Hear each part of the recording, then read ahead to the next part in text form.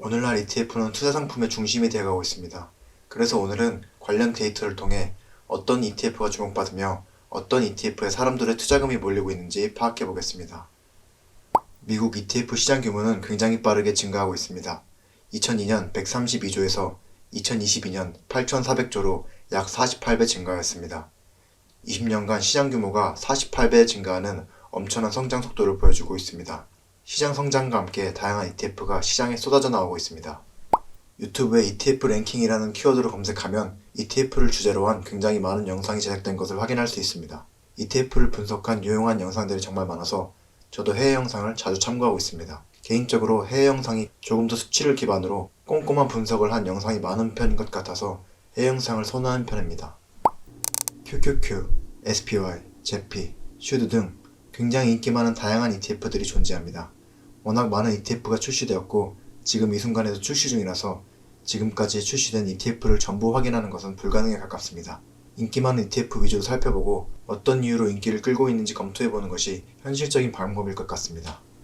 그렇다면 어떤 ETF들이 인기를 끌고 있을까요? 과연 한국에서 인기 많은 ETF가 미국에서 똑같이 인기가 많을지 궁금해집니다.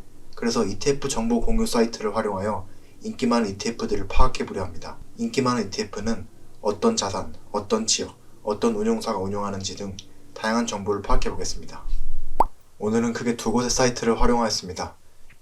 ETF컴이라는 사이트와 ETF 데이터베이스라는 사이트를 참고하였습니다.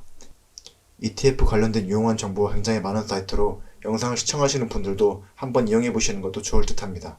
ETF를 운용 규모 순위로 나열하였습니다. 나열된 ETF가 투자하는 자산이 주식인지 채권인지 하는 자산 유형을 알아보았습니다. 이외에도 투자 지역, 해당 ETF를 운용하는 자산운용사, 추종지수, 투자 전략을 살펴보겠습니다. 앞서 이야기한 분류대로 엑셀에 모두 정리하였습니다. 운용규모 1위부터 50위까지 총 50가지 ETF에 대한 정보를 정리하였습니다. 데이터를 통해 인기 많은 ETF가 무엇인지 살펴보고 어떤 특징들을 갖는지 알아보겠습니다. 먼저 한국에서 특히 인기가 많은 ETF들의 순위를 살펴보겠습니다. 1위에서 3위는 S&P 500을 추종하는 3인방입니다. SPY, IVV, VOO가 나란히 3위를 차지하였습니다. ETF를 운용하는 자산운용사가 다를 뿐 큰 차이는 없는 ETF들입니다. 5위는 QQQ가 차지하였습니다. 나스닥을 추종하며 굉장한 인기를 끌고 있는 QQQ는 국내 모두에서 인기 많은 ETF인 듯합니다. 15위는 제가 이전에 슈드와 비교하여 분석했던 VIG가 차지하였습니다. 한국에서는 VIG에 대한 언급이 많지 않은 편인 것 같은데 운용자산 규모로는 15위로 굉장한 인기를 끌고 있습니다. 26위는 한국에서 정말 관심이 많은 슈드입니다. 한국뿐만 아니라 미국에서도 굉장히 인기를 끌고 있는 것으로 보입니다. 50위는 역시 한국에서 굉장히 많은 관심과 기대를 받고 있는 제피입니다. 생각보다는 순위가 높지 않은 것 같기도 하지만 역사가 짧은 것을 고려하면 굉장히 빠르게 운용자산 규모가 증가한 ETF입니다. VIG 같은 경우 생각보다 순위가 높고 슈드와 제피의 경우 생각보다 순위가 낮은 것 같기도 합니다. 운용규모 1위부터 10위까지 나열해보았습니다. ETF는 특히 양극화가 심한 편입니다. 운용규모 1위부터 10위까지를 살펴보아도 상위권과 하위권의 차이가 큰 편입니다. SPY의 총 운용자산은 4,885억 달러로 하나로 약 561조가량 된다고 합니다. 채권에 투자하는 운용규모 10위 ETF BND와 운용규모 1위인 SPY는 약 4.8배 규모 차이를 보입니다. 운용규모 최상위권 내에서도 큰 편차가 발생하는 편입니다.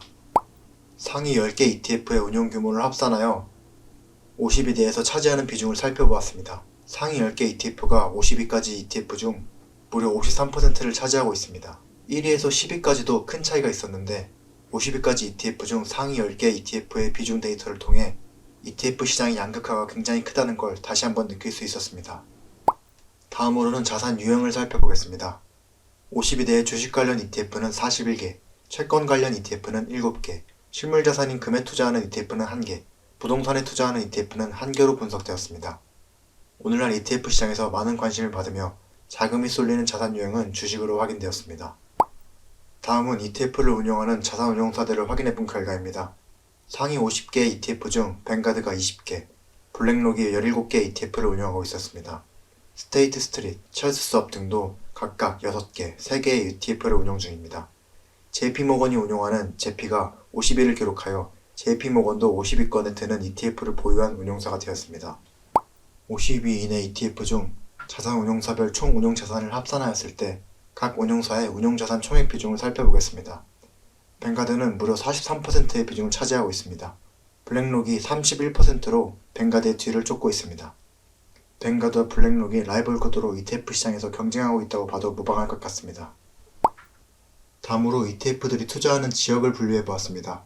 미국이 76%로 가장 높은 비중을 차지하고 있었습니다. 미국이 가장 높은 것은 사실 당연한 결과이기도 합니다. 투자 비중이 어느 정도 수준인지 참고하는 정도로 활용하면 좋을 것 같습니다. 글로벌 전체 시장에 투자하는 ETF가 12%로 두 번째로 높은 비중을 차지하고 있습니다. 반면 유럽만을 목표로 하는 ETF는 50개 중 단 한 개만 확인되었습니다. 비중으로 이야기하자면 2%로 굉장히 낮은 비중입니다. 이러한 결과를 통해 유럽 주식시장의 전망을 좋게 보는 투자자들이 많지 않은 것으로 해석할 수 있을 것 같습니다. 상위 20개 ETF의 투자 대상을 살펴보았습니다.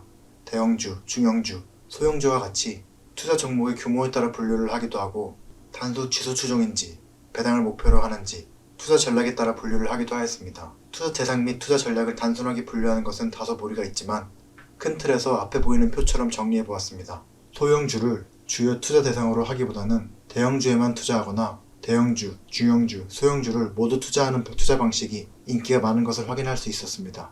그리고 상위 20위 내에는 배당을 목표로 하는 투자보다 주가 상승을 목표로 하는 ETF들이 상대적으로 인기가 많은 모습을 보여주고 있습니다. 데이터를 살펴보기 전에는 배당 관련 ETF가 많지 않을까 생각을 했는데 예상보다 훨씬 적은 편이었습니다.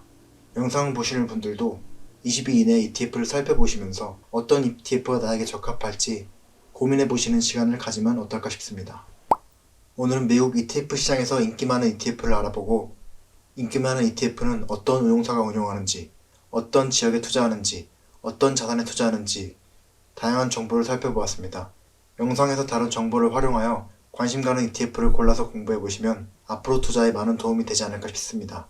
영상을 보시다가 추가로 궁금한 점은 댓글 달아주시면 최대한 답변하도록 하겠습니다. 오늘도 영상을 시청해주셔서 감사합니다. 더욱 알찬 영상으로 다시 돌아오겠습니다.